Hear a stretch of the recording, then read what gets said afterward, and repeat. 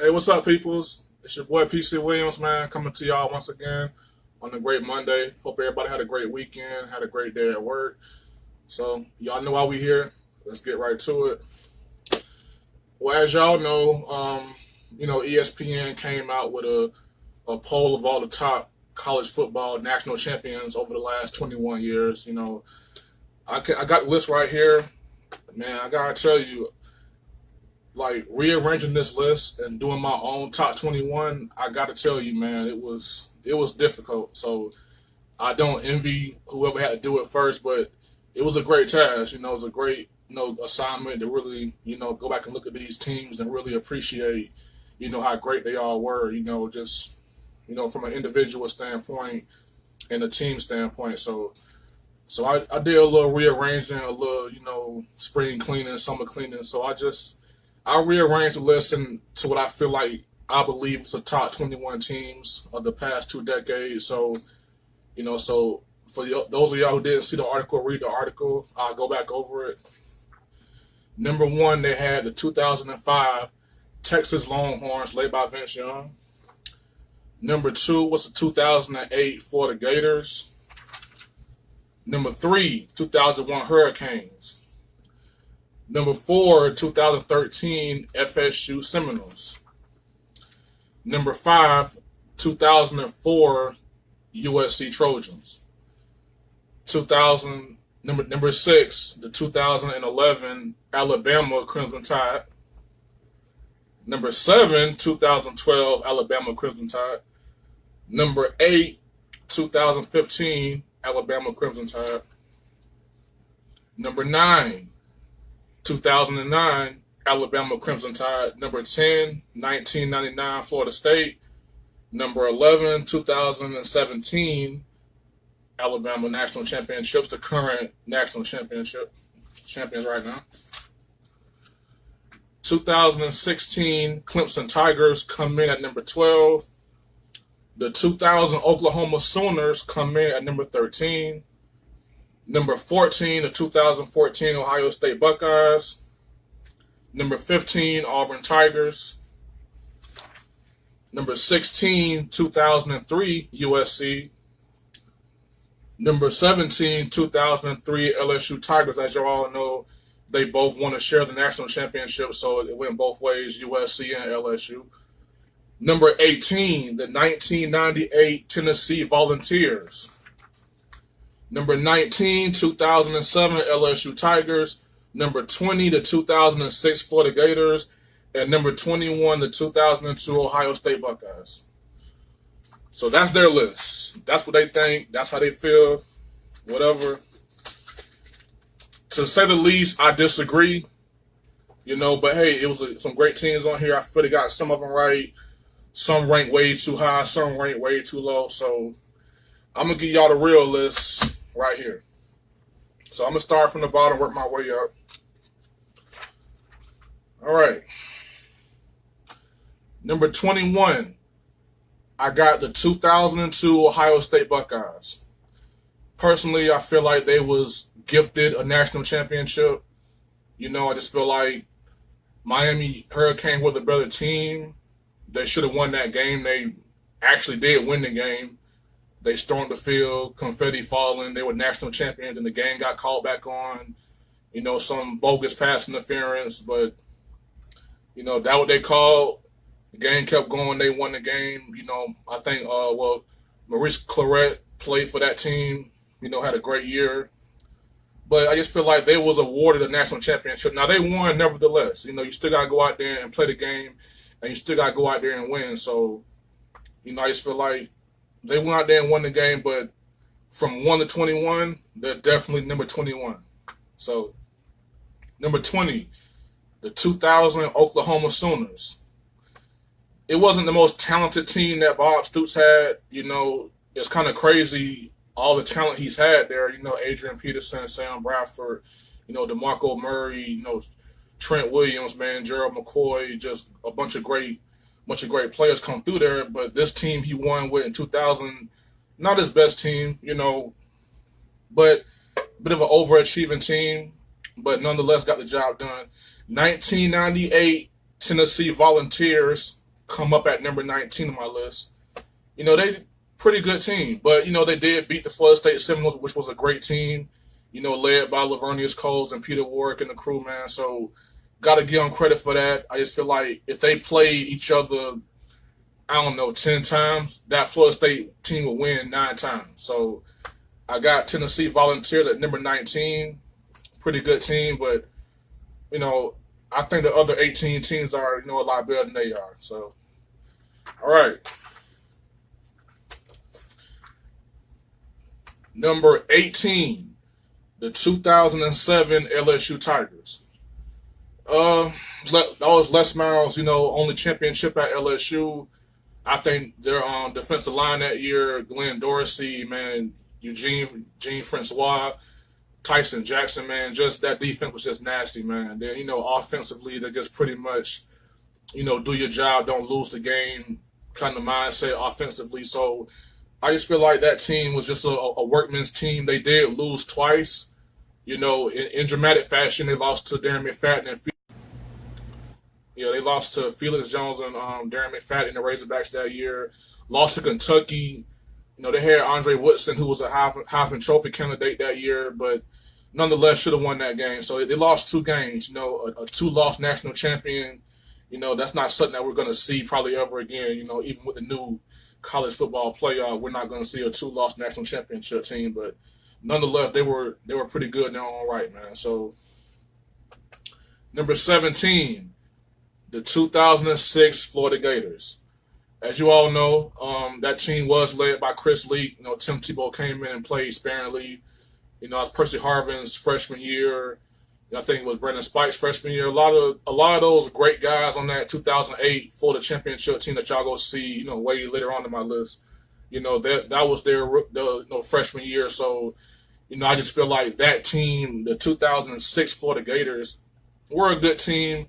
They beat a really good Ohio State team led by Heisman Trophy winner, Troy Smith. Remember Ted Ginn Jr., he was the bad boy, man. James Laurinaitis, Little Animal, Anthony Gonzalez, just a stacked team, man. So they were a really great team, and Florida beat them up pretty bad, man. I think that was the game that kind of introduced the world to what it's really like to be a Florida athlete. I think that night you really saw, the state of Florida. It wasn't just the Florida Gators that won that game. It was the whole state of Florida that really, it was a message sent that night in the desert. Hey, Ohio State, yeah, y'all got all the bad boys over there, but understand this. We got athletes over here. We got athletes over here in Florida, and that really started the SEC takeover.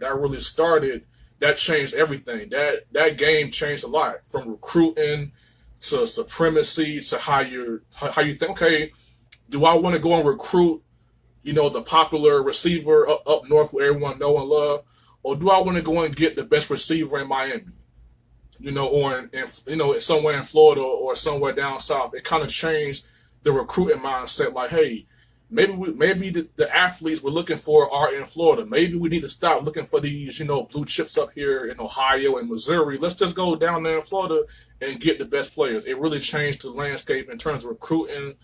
Like I said, supremacy. That was the year the SEC really started to take off. So that was a very important game that night. That Florida team was very good, man. Just a bunch of animals on that team, man. But they weren't as good as the 2008 Florida Gators. But, a good team nonetheless. So that brings me to number 16, the 2003 LSU Tigers. That was Nick Saban's first championship, before he went to Alabama and won 5 of them. He went there and LSU won a championship with a great team. Marcus Spears up front. My guy on SEC Network, man. So it was a great team that he put together.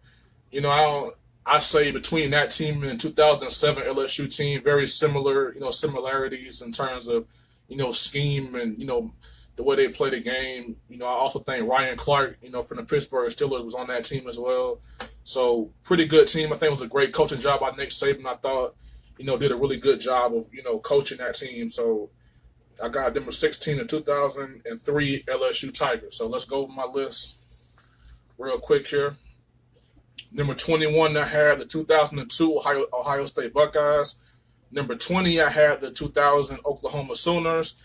Number 19, I had the 1998 Tennessee Volunteers. Number 18, the 2007 LSU Tigers. Number 17, the 2006 Florida Gators. Number 16, the 2003 LSU Tigers. So, number 15, I got USC 2003 USC Trojans. That was Reggie Bush and Lindell White, Matt Lyon. That was all their freshman year. Kind of came in a little wet behind the ears, but just came in ready. Came in ready to play. They lost one game that year, to the University of California, whose quarterback was some guy named Aaron Rodgers. Yeah. So they lost one game that year to a great quarterback and to a great team. They didn't actually play for the national championship. They were awarded a piece of it where actually them and LSU won a championship at the same time, and LSU got their share of it. USC got their share of it. So, a pretty good team. Not as talented and as dominant as the next two that followed.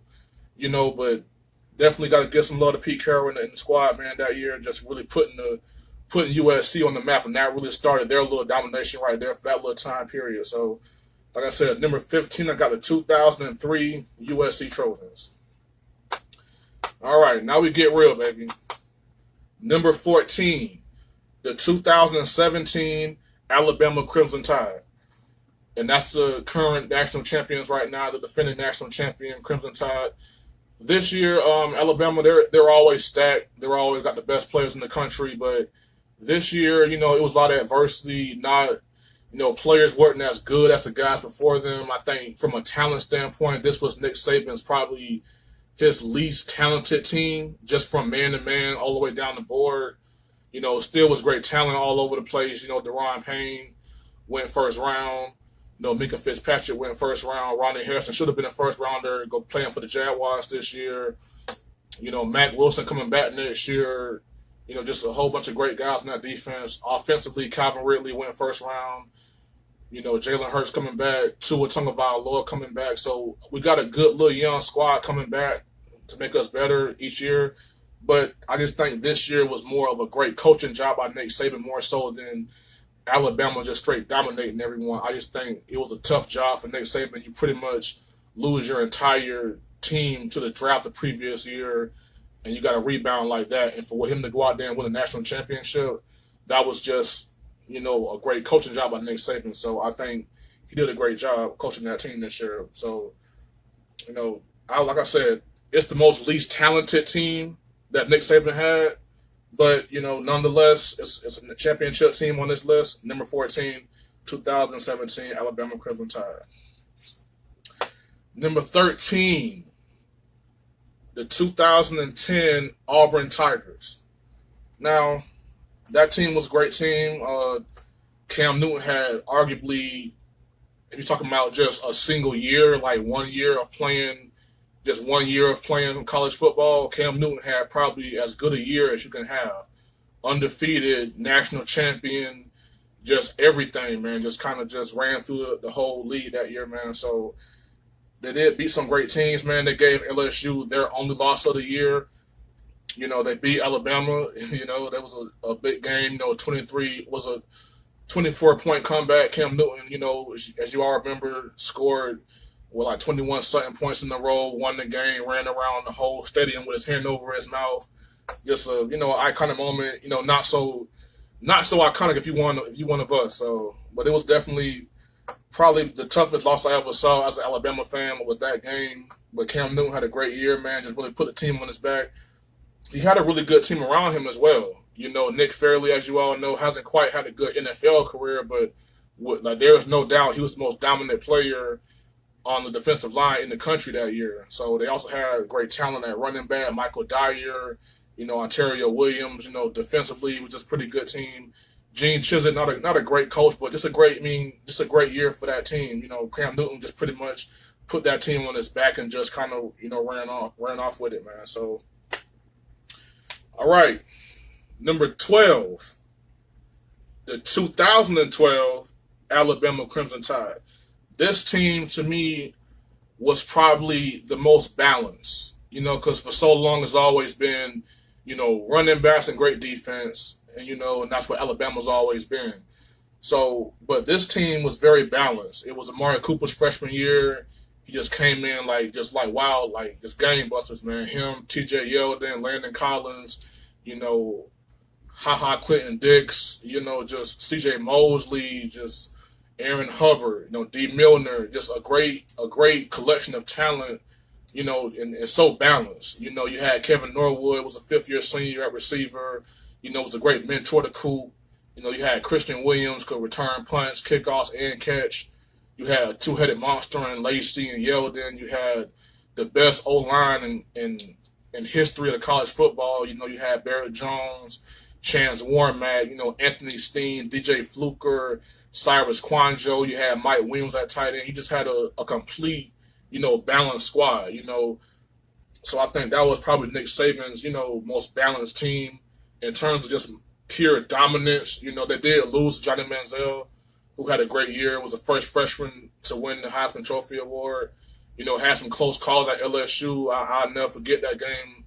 I was at Hooters watching the game, man, and just that environment. And for, you know, A.J. McCarron, as you all know, two-time national champion at Alabama, you know, took him down the field, man. Hostile environment. You got 102,000 fans booing you and just kind of just throwing it out there at you, man. So for us to pull that game off, it was great.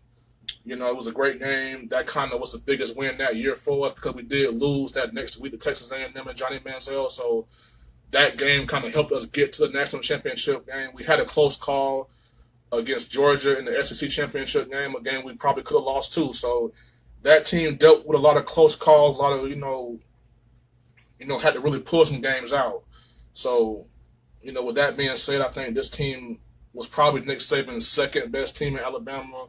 Well, in terms of balance, you know, probably, you know, his third or fourth best team, but just like from his job of coaching that team, it's probably his second best job coaching wise as a championship coach. So, like I said, number 12 got 2002 Alabama Crimson Tide. So, number 11, I got the 1999 Florida State Seminoles. Man, I gotta tell you, this is where it got really hard for me putting these teams together because from this point forward, every team I name has every right to say we're the best team that y'all saw in these 20 years. I feel like everybody else has a case for it. Well, maybe some, but this from 11 up on up, this is just every one of these teams have a case to say, hey, we're the best team ever. So this is where it got really hard for me. 1999 Florida State Seminoles, you know, the season started out, you know, with a lot of adversity. You know, Lavernius Coles got suspended, you know, for taking extra money. You know, Peter Warwick got suspended, you know, for taking extra money, suspended for 2 games. He came back, you know, eventually had a great year. So this team dealt with some adversity. And like I said, the previous year, they lost to Tennessee in the championship game. So they kind of came back with that chip on their shoulder, with a lot of expectations to go out there and get it done. So that team really came with a chip on their shoulder. I don't know who it was on Facebook. Someone posted a highlight of Peter Warwick. I mean, you can make the case that he was probably the greatest receiver in college ever. I mean, just he was Deshaun Jackson. He was all these guys, Calvin Ridley, or, you know, the guys you saw just kind of come into college scene and just show you something completely different. He was all those guys before they were. So he kind of really changed the game from how you look at a smaller receiver, just a really, really great team led by the great Bobby Bowden. So, number 10, man, this is a hard one because they broke my heart, but I got the 2016 Clemson Tigers. Now, this team was very unique from the standpoint of throughout the season, they had so many close calls, man. They lost to Pitt, almost lost to a Division II team, just close games left and right, and everyone kind of had this mindset of, man, what's going on with Clemson this year? Like, what's going on with them in 2016? They kind of had so many doubters, but me being a fan of the game that I am, I saw them and I say, well, you know what, man? Nothing's wrong with Clemson. They won us. Because as you recall, the previous year, Alabama did beat Clemson for the championship game, a game that Clemson felt they should have won.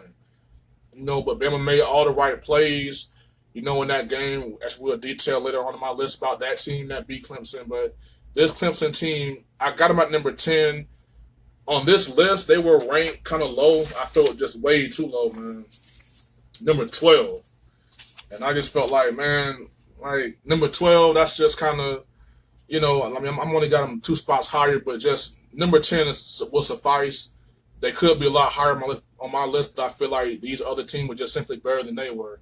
So number 10, I got the 2016 Clemson Tigers. I feel like that was a great team, man. And the reason why I got them on my list right here is because they beat what I felt was Nick Saban's best team. That 2016 squad was just nasty. Like, that defense, Nick Saban actually named that defense that year the Hateful Bunch. You had Tim Williams, Ryan Anderson, Jonathan Allen, Deron Payne, Delvin Tomlinson.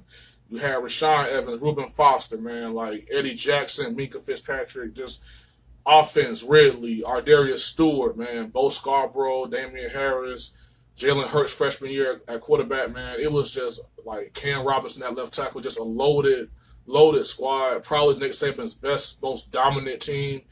And, watching that game, Bama was the better team that night. But Clemson, like I said, the previous year, they were probably the better team than Alabama, but Bama made all the right plays. And in this game, I felt like Deshaun Watson and Mike Williams and Hunter Renfrow and, Lance, the tight end Lance Leggett, Jordan Leggett, just all played great games. Just they made some plays I couldn't believe.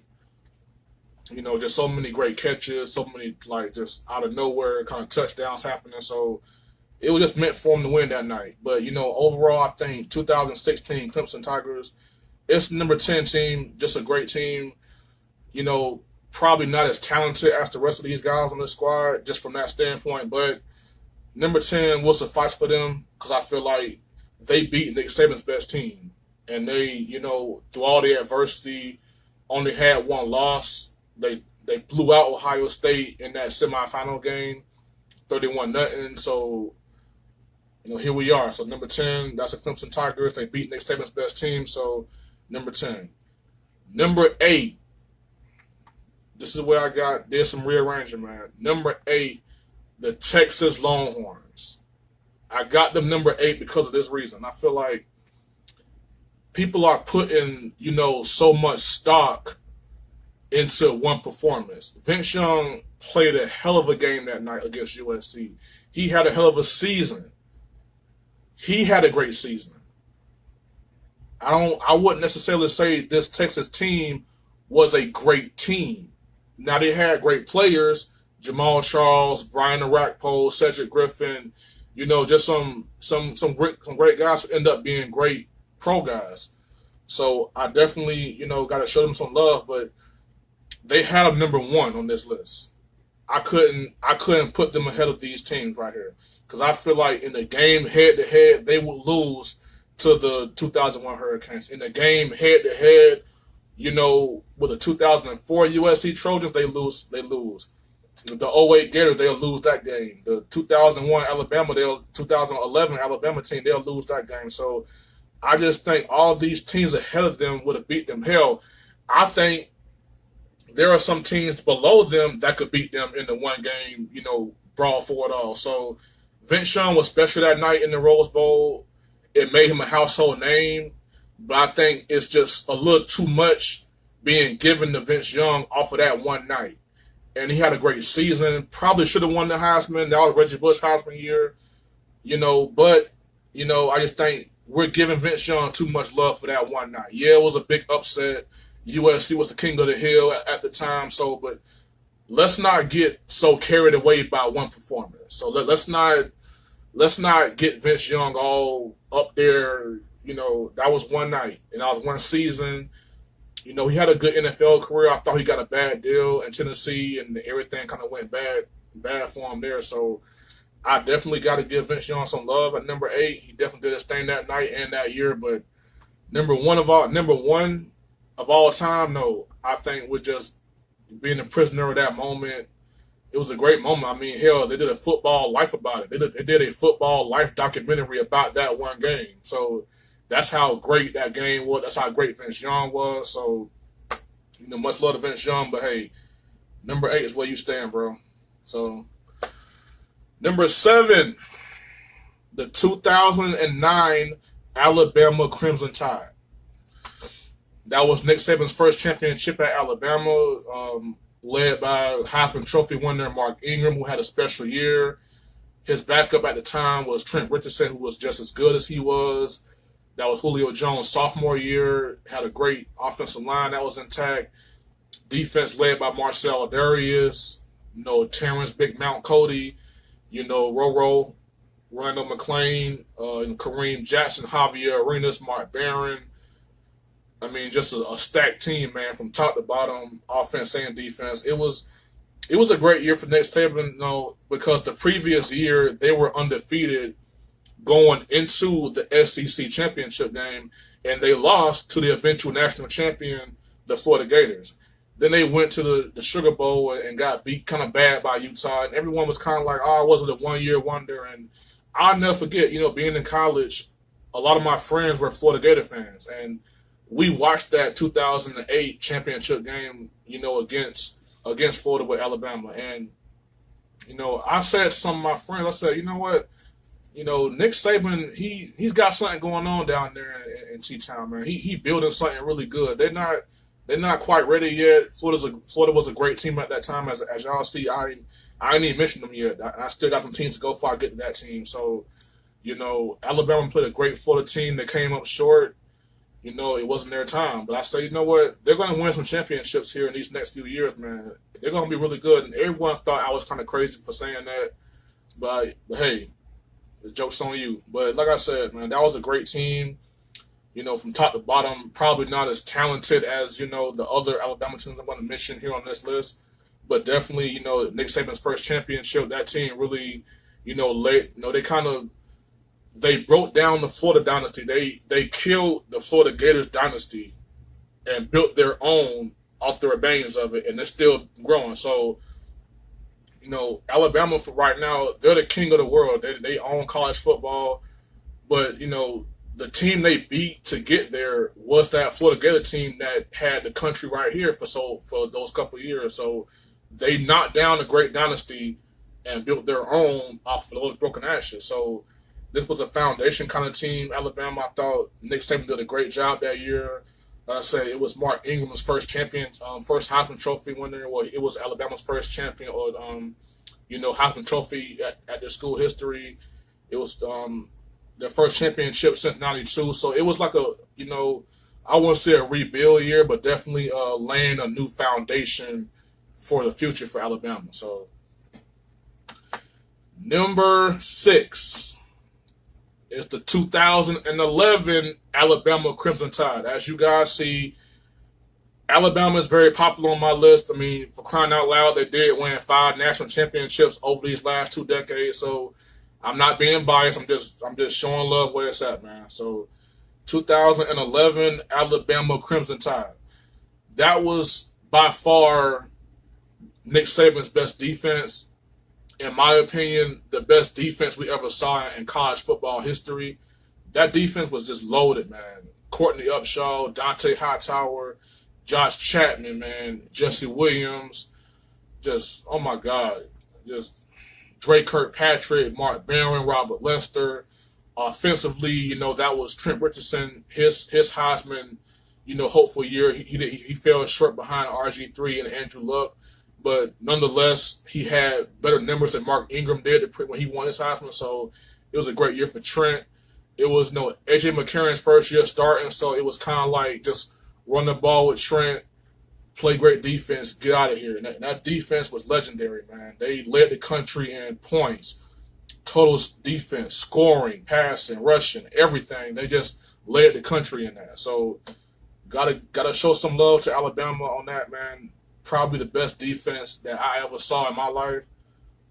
Great year. So I got the number 6. So we get to my top 5 now, and I go back over my list for those of y'all who just tuned in. Number 21, the 2002 Buckeyes. Number 20, the 2000 Sooners. Number 19, the 1998 Volunteers. Number 18, the 07 LSU Tigers. Number 17, the 2006 Florida Gators. Number 16, the 2003 LSU Tigers.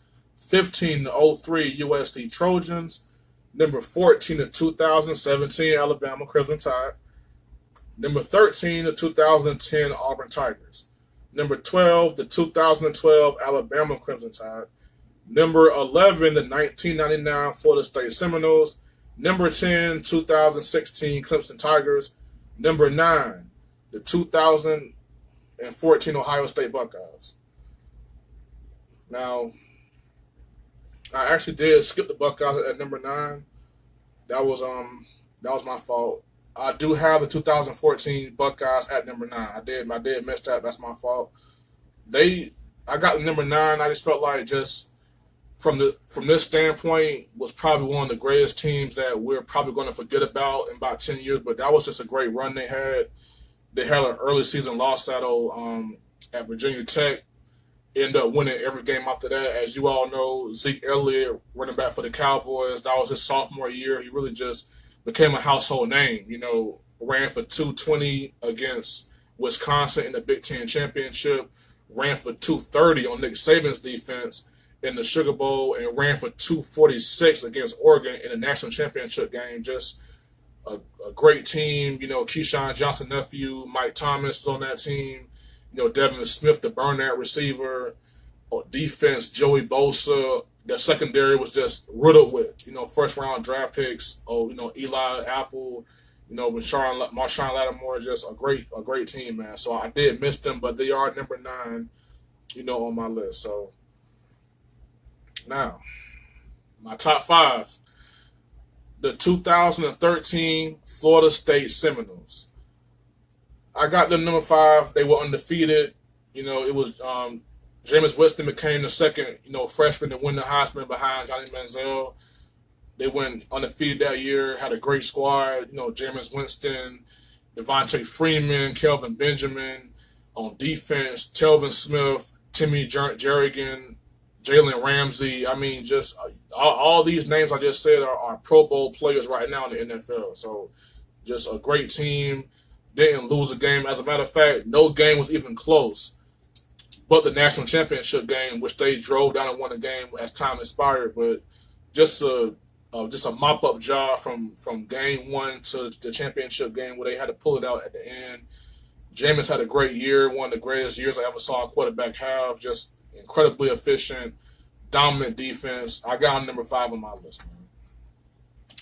Number 4, the 2015 Alabama Crimson Tide. This, to me, was Nick Saban's best team. And if you recall that year, Alabama won 3 out of 4 national championships. They won 2009, 11, and 12. And they, 3 and 4 years. And then 2013, 2014 went by. They didn't win a championship. As a matter of fact, didn't win a bowl game at all.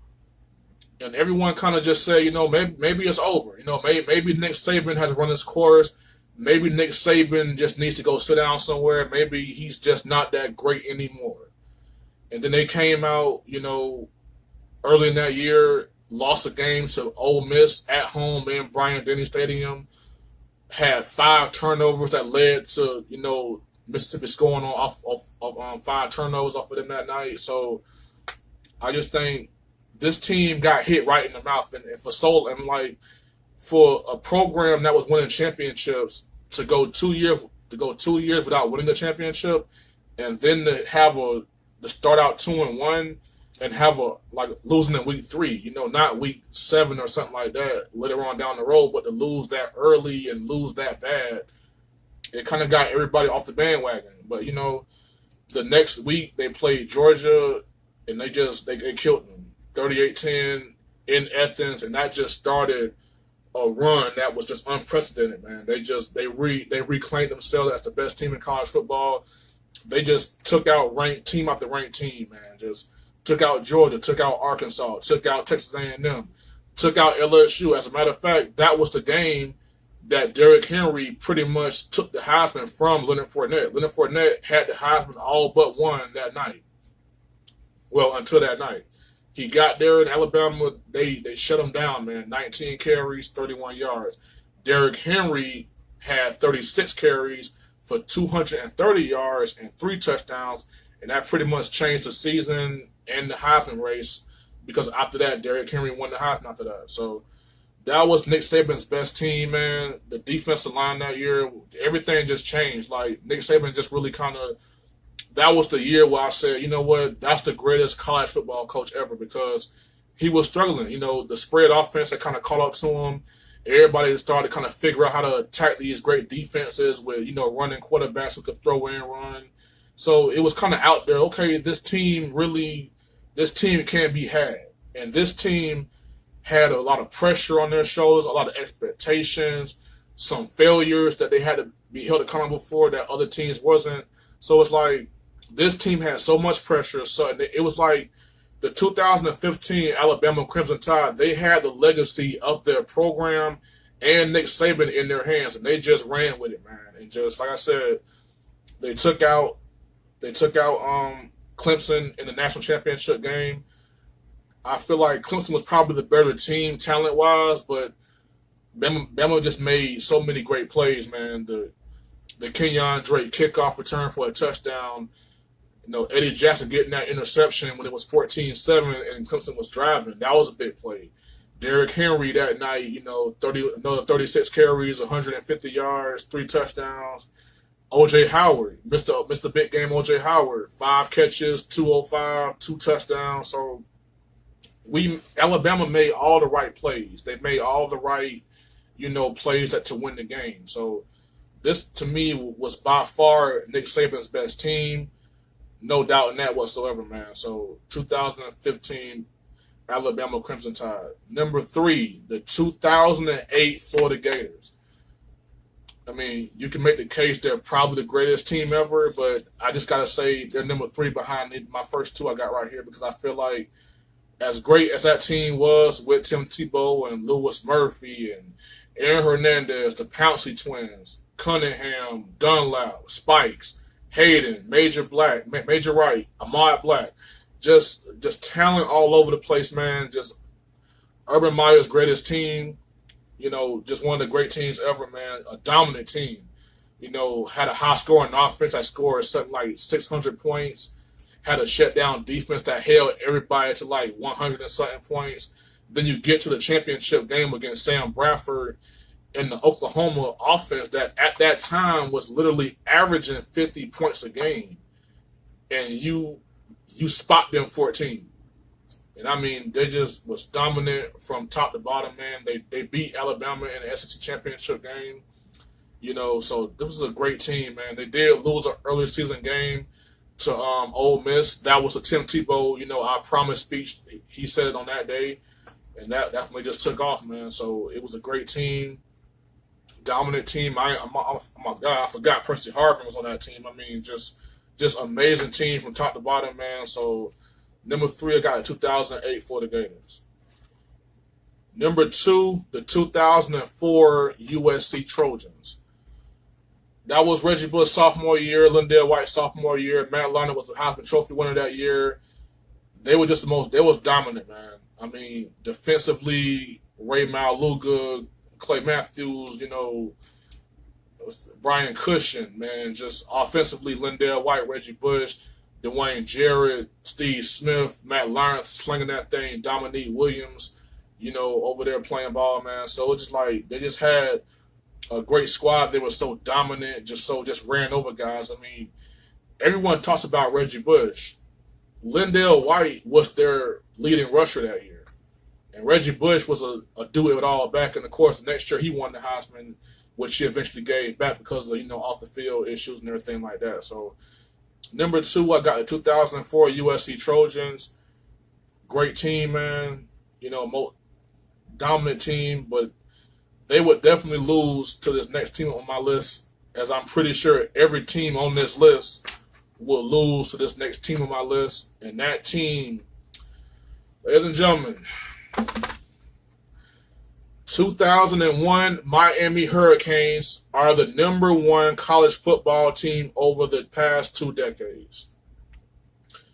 I don't even know why this was even a debate. For crying out loud, they was number 3 on this list. I don't know what the hell they were thinking or what the hell was going through their mind. This is the most dominant team in the history of college football. I don't know what they smoking, man. 38 draft picks. 17 eventual first rounders on this squad. 17 first rounders on this squad. I don't even want to tell you who was starting on this team. I'm going to just tell you who the backups was. Well, I'll do this. The starting running back for this team was Clinton Portis.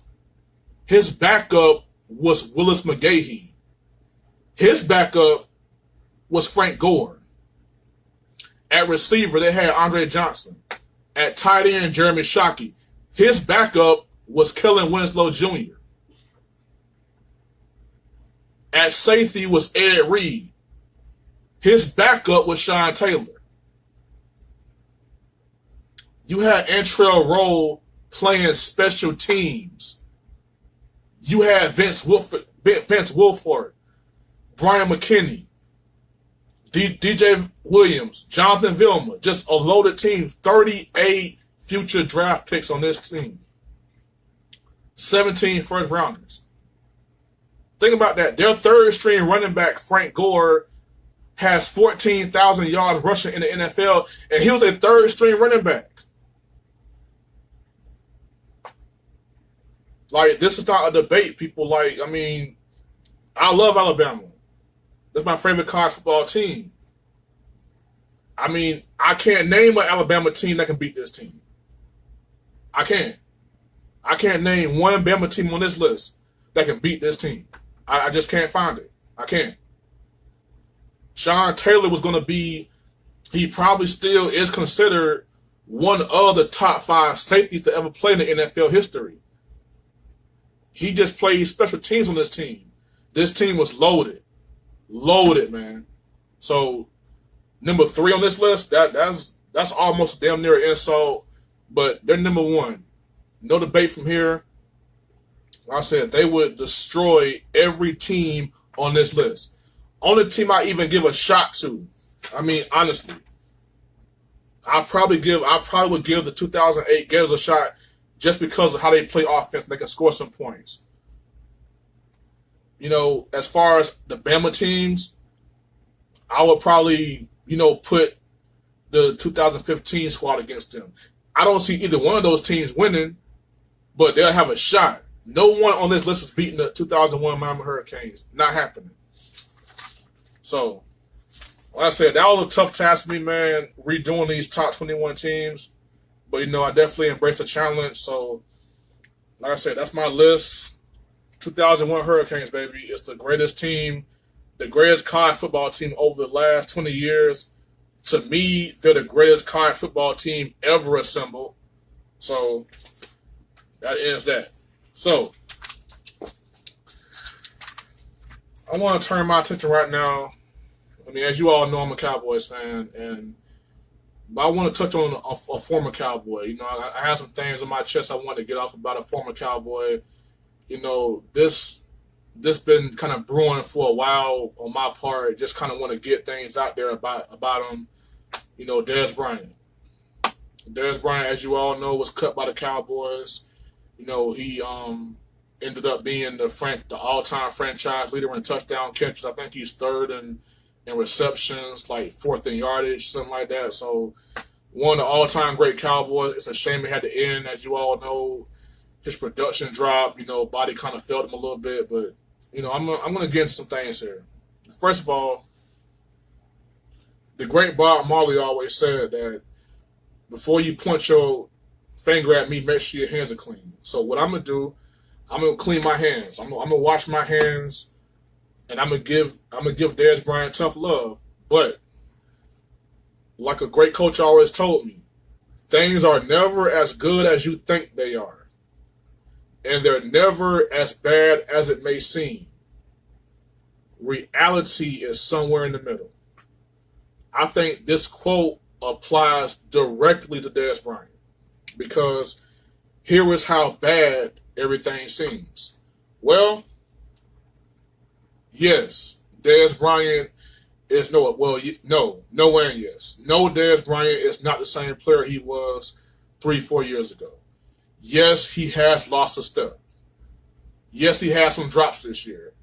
He's difficult, hard to coach, hard to play with. He got to change his attitude. I think what Darius Bryant doing right now by lashing out on Twitter with the Cowboys, I mean, it's just childish, man. Like, just let it go. I thought she was done wrong. The whole world know you got did wrong, but no one cares. No one's going to come and defend Darius Bryant for getting done wrong by the Cowboys. It's the NFL. It happens. So I just think, Darius Bryant been going back and forth saying that, Sean Lee was a snake. Everybody kind of failed him. I feel like Darius Bryant has to hold himself accountable for his part in this. Darius Bryant never really took super great care of his body, wasn't always, the best role model in the locker room, and I think that kind of played a part in everything. So what the Cowboys did was grimy, but I feel like at some point, Darius Bryant, you got to just move on from it and just say, you know what, it is what it is. Now, me personally, if I was Darius Bryant, I would have already saw the writing on the wall. I would have already saw it coming. So when they first asked me that question, I think it was around like week 16, when they finally asked Darius Bryant, so Darius Bryant, taking a pay cut, you good with that? And Darius Bryant said, hell no. I'm still Darius Bryant. No, Darius Bryant is not still Darius Bryant. No. So what I would have done, I would have said, you know what? I still know I know what I can do. I'm still a damn good player. But if the team want me to take a pay cut, I'll do that. Whatever is needed for me to be a part of this team.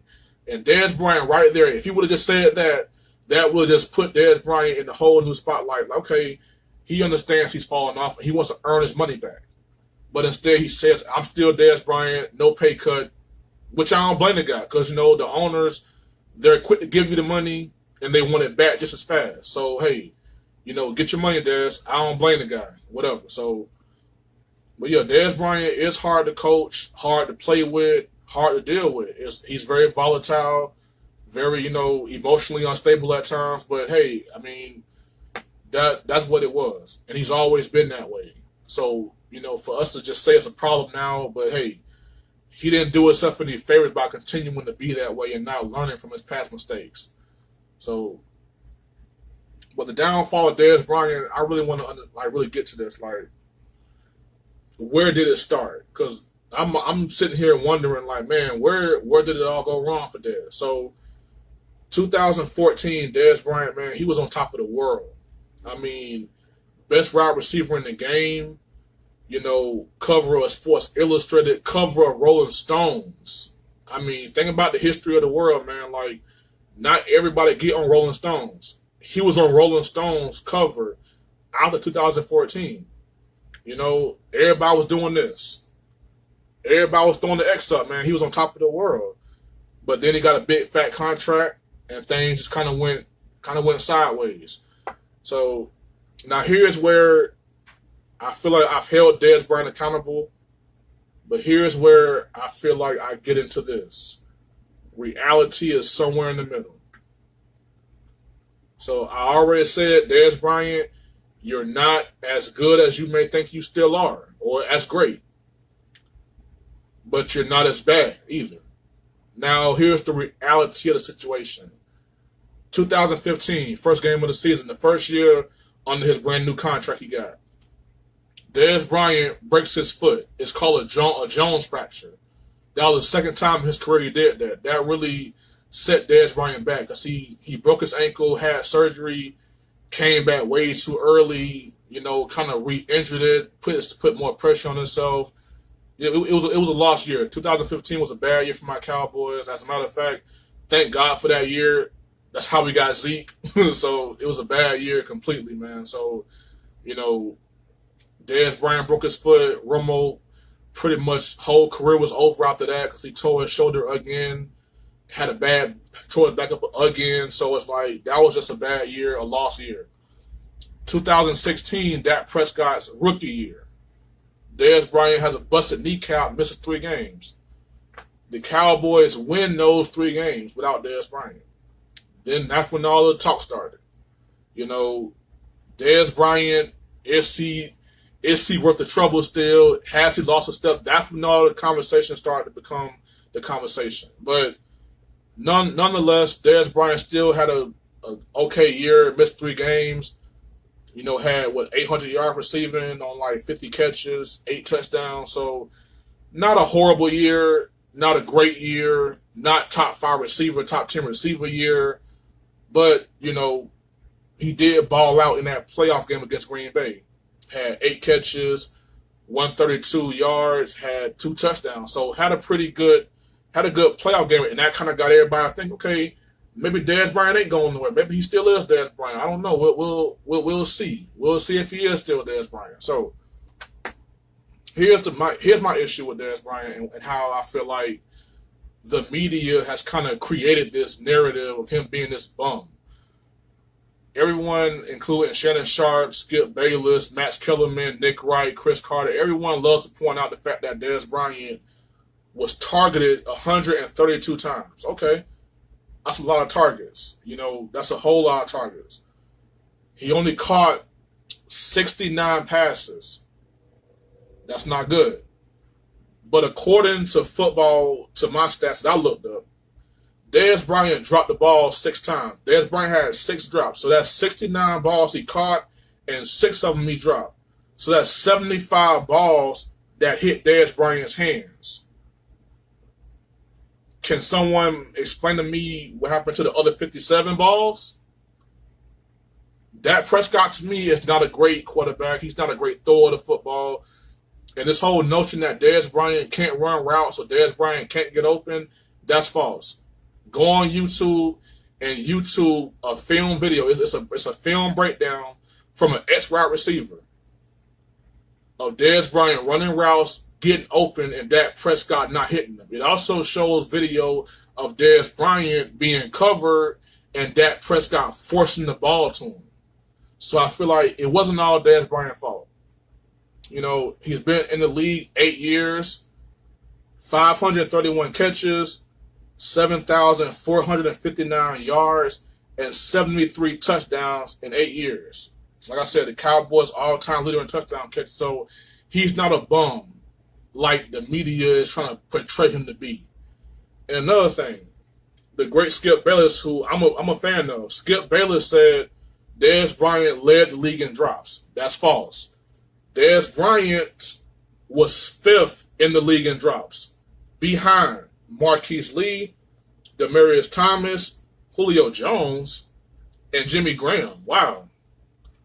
So that's false. Dez Bryant did not lead the league in drops. He was 5th behind those 4 guys. One of those guys, Julio Jones, is the best receiver in football.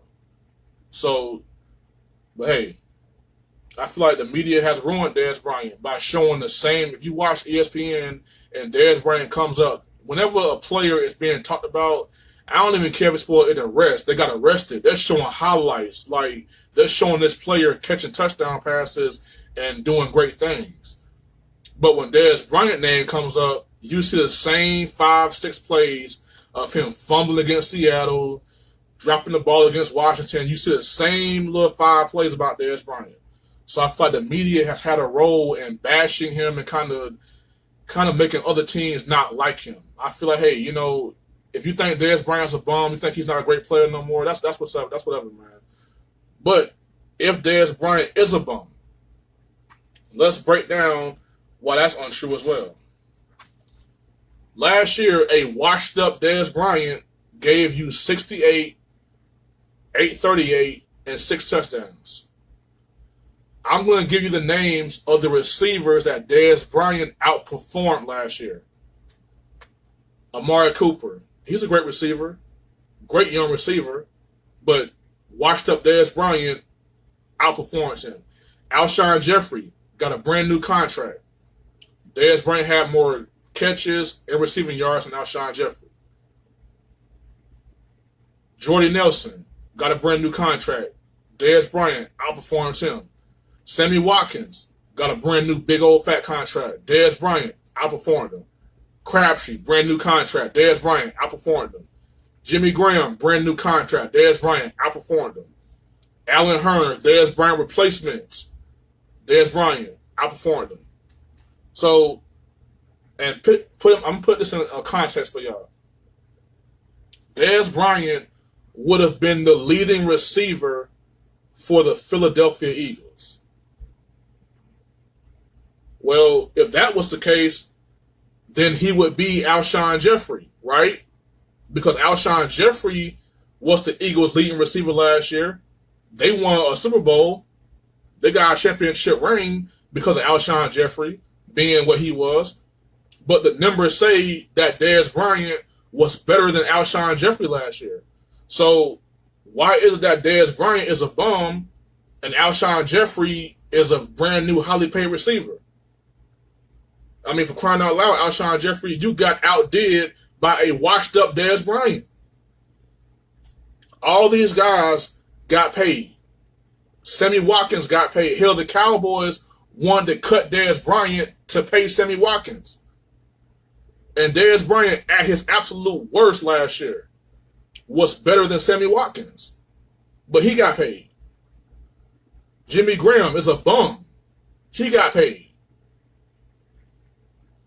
Crabtree, he's a crab. The guy's like, Michael Crabtree is not that great. He got paid. So everybody getting paid but Dez Bryant. Apparently he's a bum now. Who can't do anything, right? But he outperformed all these guys. Think about it. If Dez Bryant played for the Jacksonville Jaguars last year, he'd be the leading receiver for the Jacksonville Jaguars. A playoff team that's a piece away from being a Super Bowl team. So if Dez Bryant played for the Eagles last year, he'd be the leading receiver for the defending Super Bowl champions. If that's a bum, I can't back that up, man. Like I said, Dez Bryant has his flaws. Dez Bryant has things about him that's hard to deal with. But so is Odell Beckham, Antonio Brown. Hell, I go all the way back. Randy Moss, T.O., everybody, every receiver was crazy. But the thing is, with the Cowboys, what we do is we scapegoat people. We don't care if you're a headache. We don't care if you do drugs and beat on women and do all that stuff like that. But when we start losing, it becomes a problem. That's why I love Bill Belichick. I think, yeah, Belichick may be, he may be an ass to everyone or, maybe a jerk. But one thing about Bill Belichick, he's going to hold Tom Brady just as accountable as the kicker. I don't care how good you are. Chandler Jones had, 13 sacks for him? Got a DUI, got cut. So let's not sit here and say, oh, Dez Bryant is such a problem. When the Cowboys and the fans, including myself, we've all helped Dez Bryant become this problem by overlooking, the incidents that happened. And the crazy part is, Dez Bryant was actually worse of a person when he was balling. The whole domestic violence thing with his mom, that took place in 2012. Dez Bryant was a Pro Bowl receiver in 2012. He got into a fight in the Dallas Mall with security. That was when he was balling. No one cared. No one batted an eye. But now all of a sudden, Dez Bryant, he drops off a little bit, and the smallest thing he do is on national TV, and he's a bum now. Wrong. Absolutely wrong. So like I said, I actually watched the film. There were times where Dez Bryant was open, and Dak Prescott didn't even look his way. There were times where Dez Bryant was covered, and Dak Prescott forcing the ball. Dak Prescott, to me, is not a great thrower. He's a great leader, great game manager, makes all the right choices, whatever, but he's not a great quarterback. And if you look at all the great receivers in the NFL, Mike Evans, Julio Jones, AB, all these guys, they all have all-pro, Pro Bowl, Super Bowl winning quarterbacks. Odell Beckham, his quarterback is a two-time champion. Julio Jones' quarterback was already a Pro Bowl, all-pro quarterback before Julio Jones even got there. Antonio Brown's quarterback is Big Ben.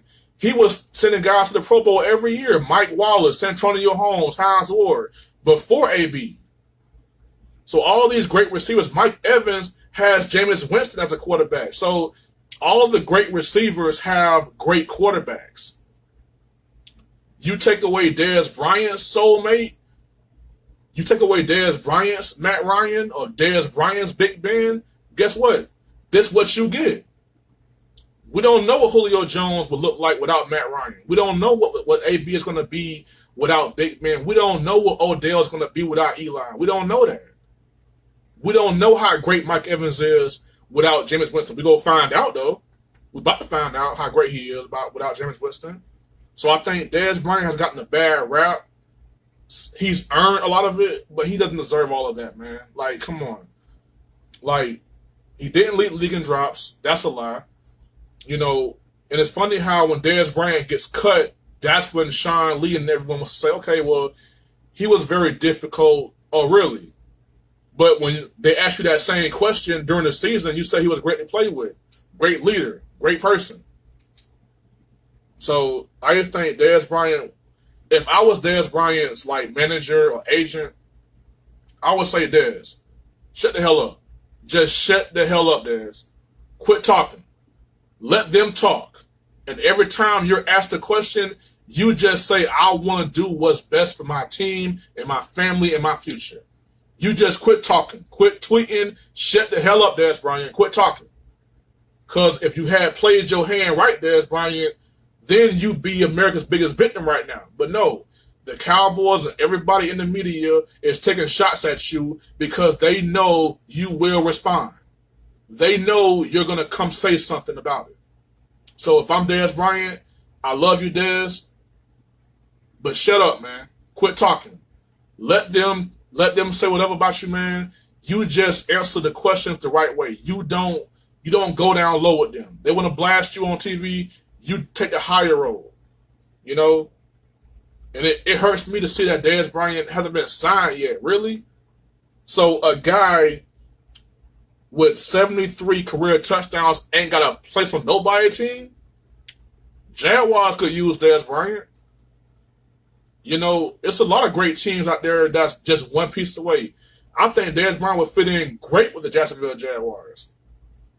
I mean, think about it. Every day in practice, you're going to go against the two best corners in the game, Jalen Ramsey and A.J. Abouye. So you'll be better. You're playing in a run-first offense. You can be the number one guy. You're coming to a city that embraces your personality. I mean, damn, we're crazy as hell in Jacksonville. We don't mind the menacing attitude. We don't mind the cockiness. We don't mind that, Dez Bryant. But I feel like something ain't adding up why he ain't been signed yet. Something ain't right. And I think a large part of it is the fact that the Dallas Cowboys just kicked him out of the door. I mean, they just did Dez Bryant all wrong, held on to him to the last possible minute, then cut him. They cut Dez Bryant. Once everybody had to spent their money, they cut Dez Bryant. So clearly the Cowboys are afraid of Dez Bryant going somewhere. So they just say, okay, we're gonna bash him, tarnish him, then cut him late. So he was done wrong, but like I said, Dez Bryant has played a bad part in this too. So Dez Bryant, the good, the bad, and the ugly, it all comes with him. But what better place to come and reclaim what you once had, Dez Bryant, than right here in Jacksonville? Think about it. If I'm the Jacksonville Jaguars, if I'm Shad Khan, I'm calling Dez Bryant tonight because it's a win-win. The Jaguars get a number one receiver. Dez Bryant gets a shot at the Cowboys, and you can play for a championship. Because the Jaguars are coming. The Jaguars are a great team. I'm not a Jaguar fan, but they're coming. They're going to be a great team. So what better way than to reclaim your career than to come here and play in Jacksonville, Dez Bryant? So I don't know. Like I said, man, it's a crime shame that Dez Bryant hasn't been, picked up by anyone. And all these guys I named that he outperformed and they got paid, I don't know. I can't really do that. So, but we go transition from Dez Bryant. I hope the best for my man. I hope he gets signed on somewhere, but I hope he has really learned a lesson from all of this. Like, hey, not everyone is your friend. Be careful what you say. Surround yourself with the best people. I feel like Dez Bryant has the wrong people around him. He has yes men and yes women, and no one's saying, all right, Dez, like, pipe down, man. Quit talking. The more you talk, the more you ruined it. The Cowboys got what they want. They got rid of you. so that they can bash you all they want to. Your job is to continue to get better, stay in shape, keep running better routes, and you'll get signed. So, hope the best for my man, Dez Bryant, man. But we continue with my top 10 marathon. As you all know, I did my top 10 quarterbacks, my top 10 running backs. So, my top 10 wide receivers of all time. And like I said previously, it's my list. Sorry, but not sorry. Just based on what I've seen in my own life, watching football, the guys who I actually saw playing football, these are my top 10 guys. So, number 10, the playmaker himself, Michael Irvin. It's not a biased pick, you know. But, you know, I got the playmaker right there, number 10. You want to know why? Because I feel like, when have you ever saw a receiver be the leader of a team? Michael Irvin, yeah, he had his issue. It's well documented. You know, drugs, prostitutes, you know, all that, you know, cheating and all that stuff like that.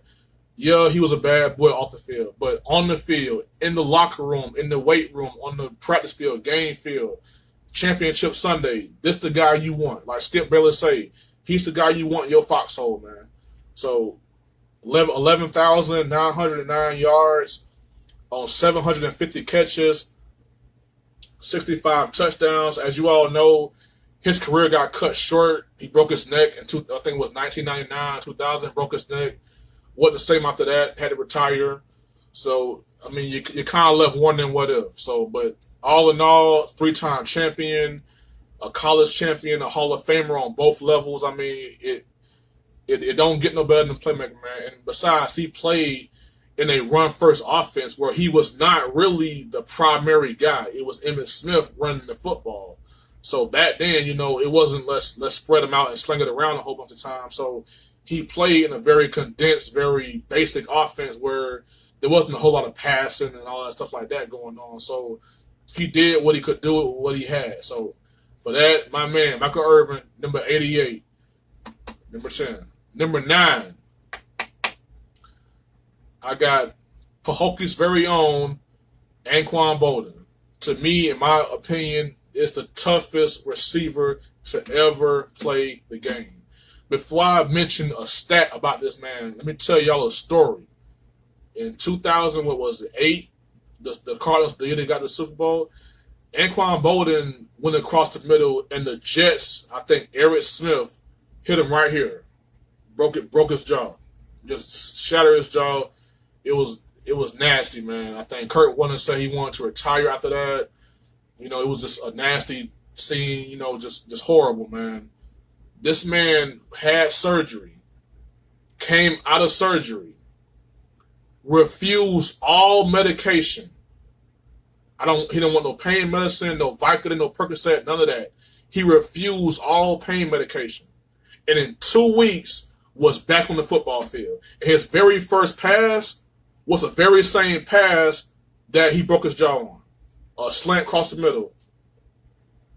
I mean, the toughest SOB to ever play the game of football, to me, is Anquan Bolden, man. At that position, that's always known for, oh, he's a diva and, you know, he don't want to work hard. Receivers are always whining, complaining. This guy redefined what that position was. Matter of fact, when he went to Baltimore and won a championship, the first thing he said was, I want a great defense. I want a great running game. What receiver you know is going to be a free agent, have his kind of resume, and the first thing he says is, I want a team with a great defense and a great running game. That was Anquan Bolden asked for, and he had one of the greatest postseason runs in 2012 with the Ravens. I mean, every game, man, against the Colts, against the Broncos, against the Patriots, against the 49ers, every game he just dominated, man. And, you know, Joe Flacco, you know, he should give Anquan some of that money he stole from the Ravens, man, because Anquan bailed him out so many times. It was just so many times where Joe Flacco just threw it, and Anquan just went, okay, I'm going to go get it for you. Like, it was so many times where, you know, Joe Flacco just put it in the air, and Anquan just came down with it. So, number 9, like I said, 1,076 catches, 13,779 yards, 82 touchdowns. Great player, man. Number 8, University of Miami's very own Andre Johnson. 1,062 catches, 14,185 yards, and 70 touchdowns. To me, Dre was one of the more, probably arguably the most, I would say, physically gifted receiver I ever saw. I mean, just built like a damn brick house, man. Could run like a cheetah. He was a part of that great Hurricanes team I detailed earlier in my top 20 teams of all time. He was the receiver on that team, man. Just a big alpha dog receiver. I don't think they've ever had a receiver. I mean, outside of Michael Irvin, probably the best receiver in the University of Miami's history. You know, outside of Irvin and Jimmy Graham, probably him. Played for a lot of bad teams in Houston, man. Some very bad teams, you know, not great teams.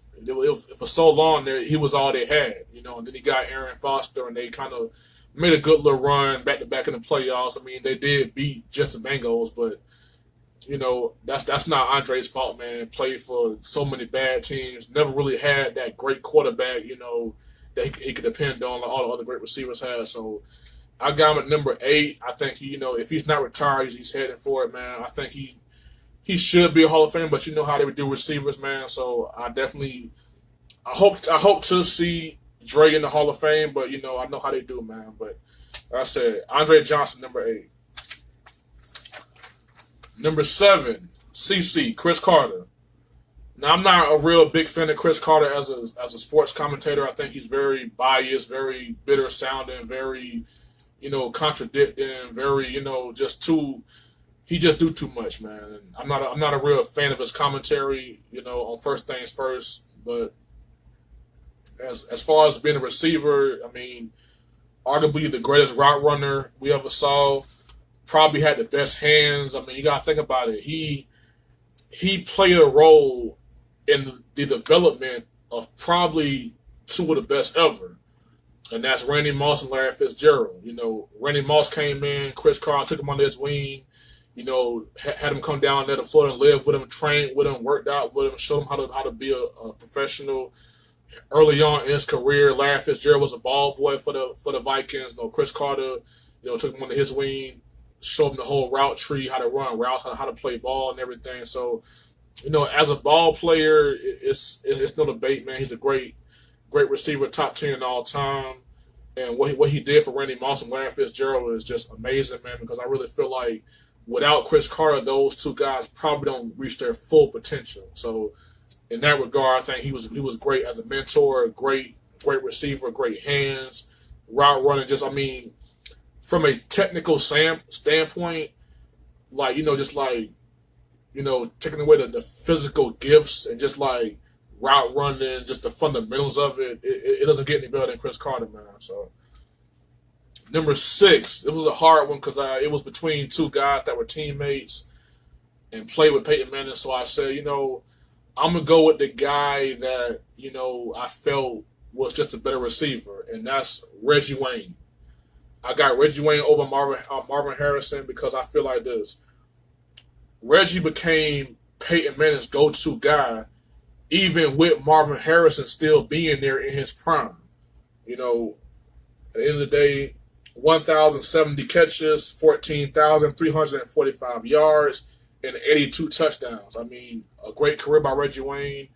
If you can remember when Peyton Manning first left, you know, and went to Denver, Reggie Wayne was still there, and he was still balling out for Andrew Luck. So I saw Marvin Harrison, I saw Reggie Wayne.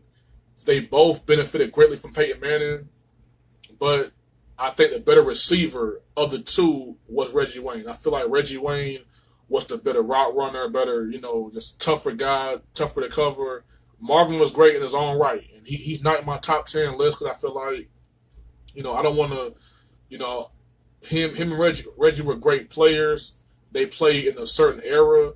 It's kind of the same thing with Isaac Bruce and Torrey Holt. You know, I kind of see you guys as part of a great system, you know, and I feel like Reggie was a part of a great system, but when Peyton left, he was still balling out. He was still balling and doing his thing. So I got Reggie Wayne, number 6, another University of Miami alumni.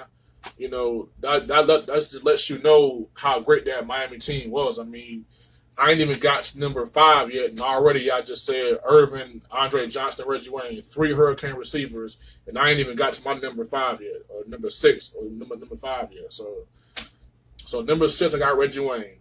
Number 5, Mr. Black and Silver himself, man, Tim Brown. Shout out my homeboy Matt Ellis. I know you watching, man. Tim Brown, number 5 receiver of all time. Easily the most versatile receiver we ever saw. You know, as you all know, he won the Heisman Trophy at Notre Dame as a receiver, kick returner. Was also a great returner as well.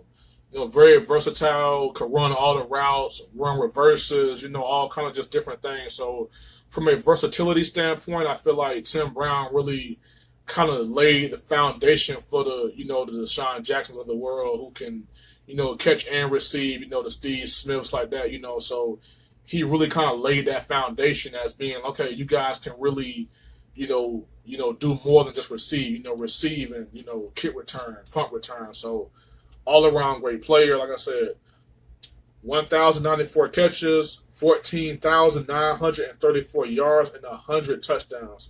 So like I said, he won the Heisman Trophy at Notre Dame, all-time great Raider, probably the greatest Raider of all time. So Tim Brown, man, number 5. Number 4, Larry Fitzgerald. You can, honestly and truly, you can make the case for Larry as the greatest ever, as well you can as all the other guys on my list. But when it's all said and done, I think we'll remember Larry as, and I think maybe this era, this generation will probably remember him as the greatest receiver they ever saw. Because let's face it, of this generation, it's no question it's Larry Fitzgerald. You know, no disrespect to Megatron or you know, hell, even Dre on my list too. You know, Andre Johnson, Brandon Marshall. You know, just guys that came up with Larry Fitzgerald. It's no question, man. It's Larry Fitzgerald, man. So the guy is still playing. Larry Fitzgerald is still playing right now. He's not retiring no time soon. So, and Larry Fitzgerald right now has 1,234 catches, 15,445 yards, 110 touchdowns, and he's still playing. So, outside of Kurt Warner, he never had a great quarterback. Played for some bad teams, just like Andre Johnson did. Played for some horrible teams in Arizona, man. Larry Fitzgerald, to me, he had the greatest postseason run you could ever ask for out of a receiver in a losing effort. You know, that 2008 playoffs, man, he was sensational. You know, destroyed the Falcons, destroyed the Panthers, destroyed the Eagles, and then went to a Super Bowl against that great Pittsburgh defense and just ate them up, man. He scored the go-ahead touchdown, and of course his defense let him down. For me, you know, I felt so bad for Larry Fitzgerald that night, man, because when Pittsburgh was driving down, Larry Fitzgerald caught a slant and went 80 yards untouched for a touchdown. That should have been the game winner. It should have been game over after that. Larry Fitzgerald came to the sideline, and as the Pittsburgh Steelers are driving down the field, they show the camera on his face, and you can see, you can read his lips, and he's saying, "Oh no." Like, look at his eyes, like, "Oh my God, what more could I have done? Like, what more could I have done to help us win? Like, oh no." Like, and I felt sick for him that night, man. I wanted him to win so bad. He just carried that team that postseason, man. Him and Anquan Bolden, Larry Fitz, and Kurt Warner, man. They just simply just say, "Okay, look, our defense ain't that great, so we're gonna go out there and we're gonna just outscore you and just dominate you how we want to." And him and Anquan Bolden had a great postseason, but Larry Fitzgerald had one to remember, man. And like, had he won that Super Bowl, it's probably a real debate between him and these other 3 guys, you know. But right now, he's number 4. I don't see Arizona winning the Super Bowl no time soon, so, you know, I gotta have Larry Fitzgerald number 4. And really, you think about it, Larry Fitzgerald, he really changed the position of receiver. It kind of went from, you know, can he run routes and do all this? But Larry Fitzgerald, he laid the foundation. And now, after him, it was, okay, you know what?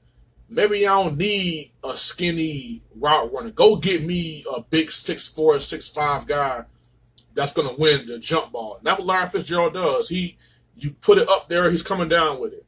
He got great hands. He learned from Chris Carter, run great routes. Learned from Chris Carter. I mean, the guy, he took Chris Carter's mental, put it with Randy Moss' freakish ability, T.O.'s toughness, and just Jerry Rice's overall greatness type, and made himself a great player.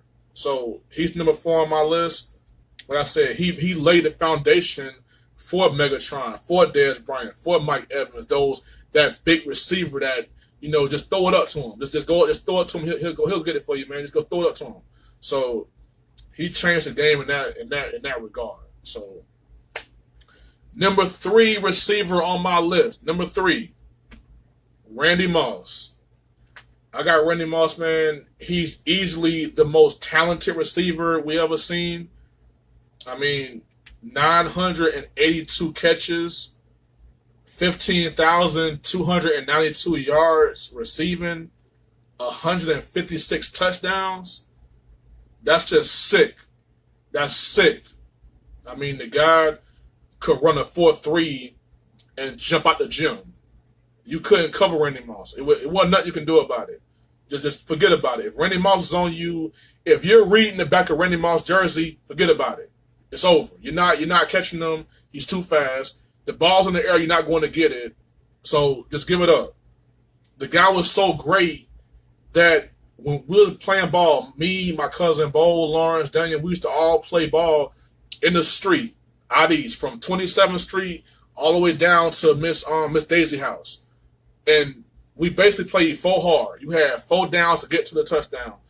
And we all pretty much did the same thing. We all ran go routes, and the quarterback threw it up. And we caught the ball, you got Moss.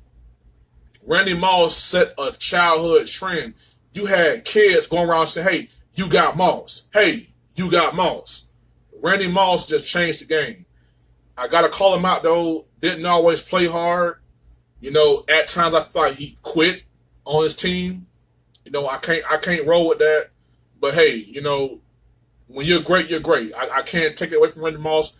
A great player in his own right, just a great player. But, I don't think he was better than my next 2.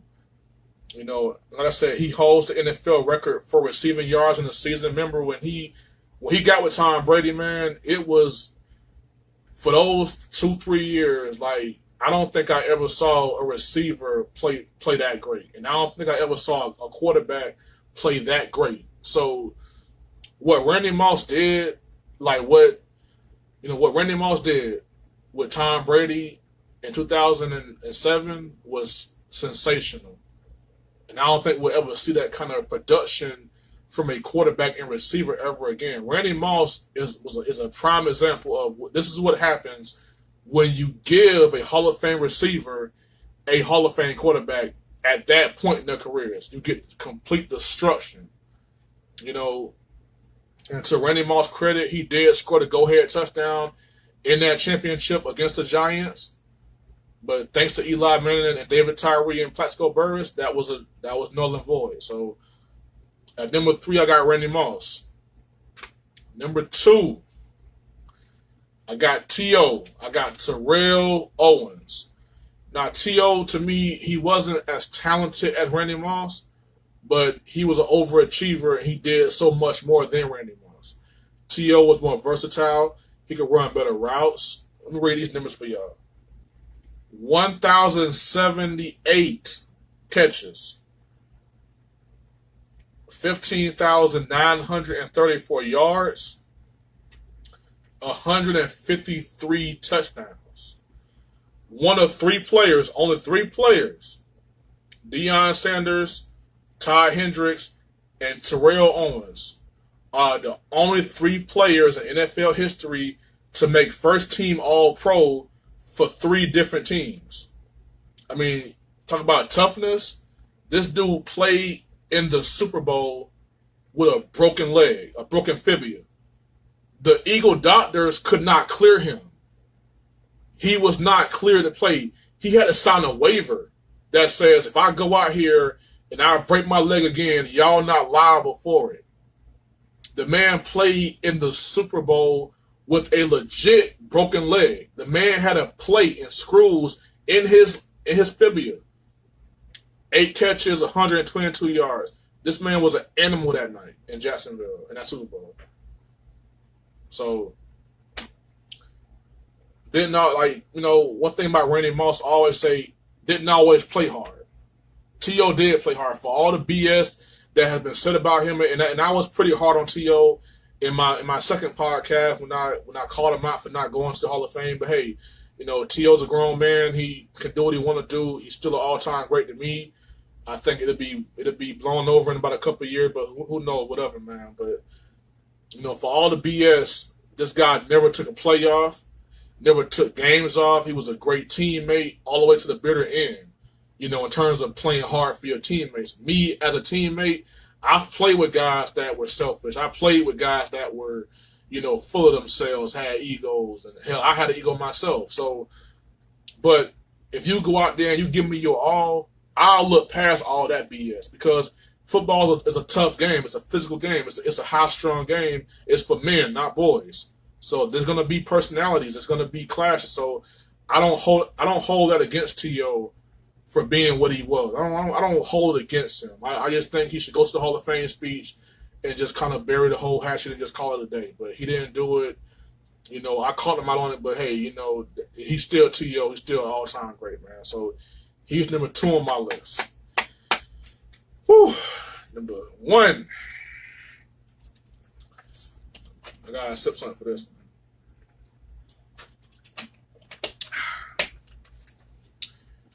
Number 1, receiver of all time. I mean, is there really a debate? I mean, y'all know who it is. It's Jerry Rice. It's the guy Jerry Rice, the GOAT. There's no debate. Simply the greatest football player ever. You heard it here first. Jerry Rice, to me, is the greatest football player ever.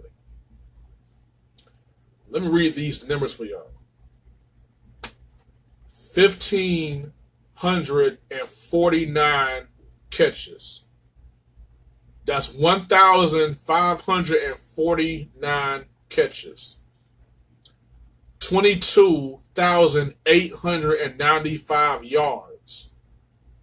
197 touchdowns. That's crazy. Nobody on this list, nobody playing football right now would ever catch these numbers. I mean, for crying out loud, T.O. and Randy Moss are the greatest receivers of their generation. They ain't even touching that 1,549. Nobody's going to get 22,895 receiving yards. Forget it. It ain't happening. Nobody's going to catch 197 touchdowns. Forget about it. The guy's a 3-time champion. MVP of the Super Bowl. Matter of fact, Jerry Rice, he's not like these other guys. Played at big schools and was highly recruited, can't miss prospect, all that. No. He played at Mississippi Valley State. That's a Division I AA HBCU. And his head coach on that team, when it was time for him to go into the draft, the Chargers said, Coach, we love the kid, but he's just not good enough. We don't want Jerry Rice on our team, And the coach said, you know what? You can pass on Jerry Rice. You cannot draft him. But trust me, sir, you go get your ass whooped many a day. And what do you know? Jerry Rice beat the Chargers to win one of his 3 Super Bowls. So Jerry Rice, to me, he's the greatest ever, man. To me, this top 10 receiver was really 2 through 9. Everyone knows it's Jerry Rice. That's not an opinion. That's a fact. Jerry Rice, the greatest ever, man. So there it is. Like I said, man, thank y'all for tuning in again, man. Episode 4. we keeping this thing going strong, man. Thank all y'all for y'all support, man. Y'all check us out on YouTube, Instagram, Twitter, man, all over the place, man. We doing great things. Great things be coming soon. You know, NFL season, college football for the start, man. Gonna be doing some even more, much better live shows. You know, I got some guests in mind who I want to have on my show, man. So, you know, keep y'all lines open. But anyway, thanks for the support, man. Y'all be blessed.